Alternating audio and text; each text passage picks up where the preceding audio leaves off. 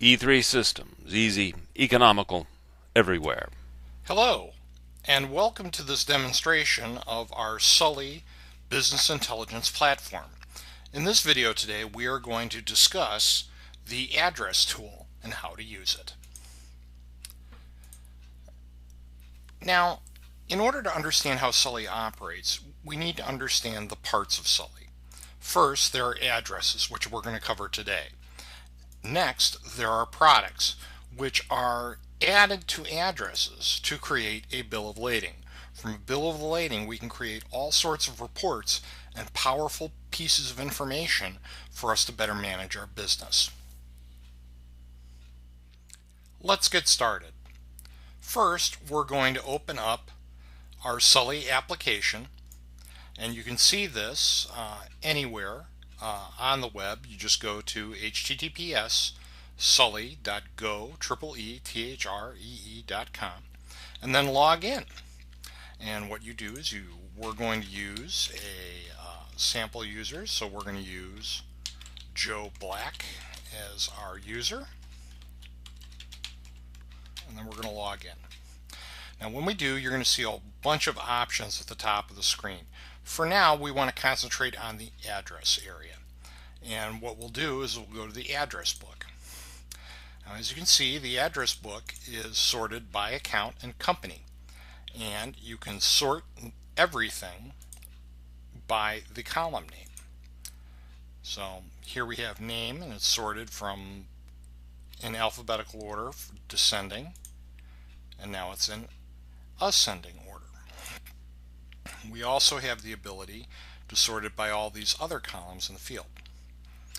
There's also a paging feature, so we try to put as few items on the screen as possible, about 10 to a page. So if you want to see items 30 through 40, you just go to the 3, and that's where we'll start. Now that you've seen paging and sorting of items, let's talk about how we add addresses to the address book. It's very simple. This button here says Add New. If you click it, you can enter address information for this account. And we have a name, so we're going to call this loading dock. We're going to treat this as a shipped from address, and it's going to be on 1234 BLVD Boulevard. And if it's a dock, or if you have a suite information, you can include that, dock 3A. And we're going to put it in Chicago, Illinois. Well, first of all, let's put it in the country, United States. And then we're going to put it in Illinois. And we're going to give it a zip code. We're going to give it a faux zip code because I'm not sure which zip codes are valid in Illinois. And then we're going to give it a phone number, 555-555-1212. There's additional address information. You can include it. Let's also include a fax number, 555-555-12. And email information. So we're going to give it an email at test@test.com. And at the test company, and we're going to make it active. And click OK.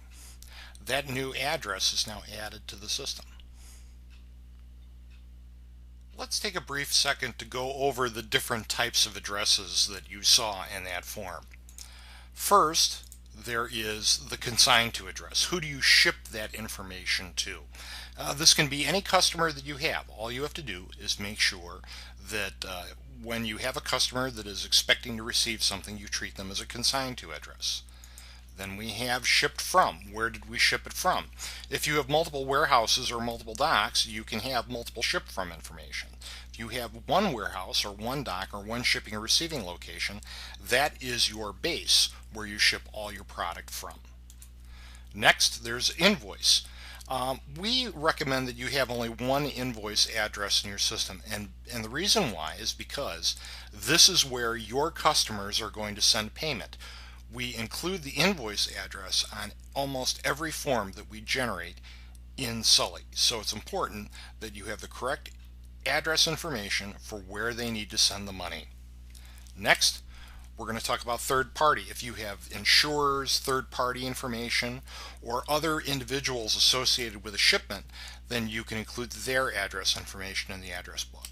Next, customer, that's a catch-all for information for people that don't neatly fit in the above categories.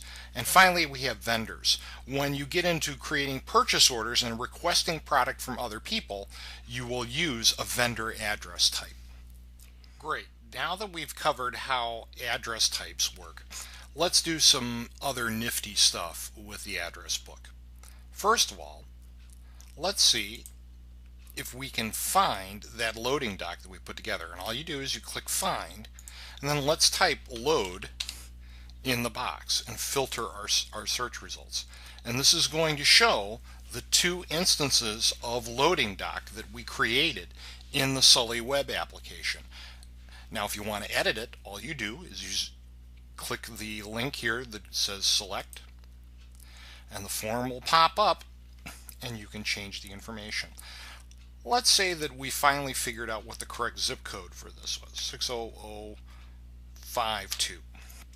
And we can make the change, and automatically, let's filter the results, you can see that the zip code has changed.